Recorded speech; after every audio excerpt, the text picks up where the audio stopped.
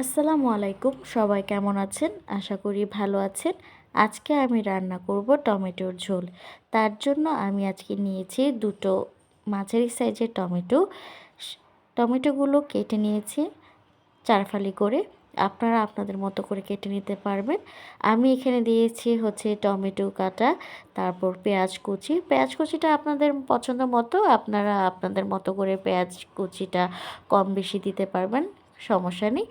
তো এখানে আমি দিয়েছি স্বাদ মতো লবণ। আমি যেহেতু আমার দুটো মাত্র টমেটো ছিল, তার জন্য আমি পরিমাণ মতো লবণ দিয়েছি। সাথে দিয়েছি কিছুটা হলুদের গুঁড়া।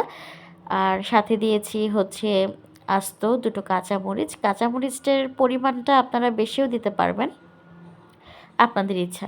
তারপর দিয়েছি পানি। পানি দিয়ে আমি এখন এটাকে চুলার উপরে বসিয়ে দিয়েছি। তো আপনারা দেখতেই পাচ্ছেন এটা হতে থাকুক। তার জন্য আমি আরেকটা ফ্রাই প্যানে বাগার দেওয়ার জন্য হচ্ছে তেল, পেঁয়াজ কুচি এবং রসুন কুচি নিয়েছি। তো পেঁয়াজ এবং রসুন কুচিটা দিয়ে দেওয়ার পর যখন এটা বাদামি কালার হয়ে যাবে, তখন আমি এটা টমেটো ঝোলের সাথে মিক্স করে দিব। তো আপনারা চাইলে এই কম বেশি নিতে পারবেন আপনাদের মতো, স্বাদ মতো।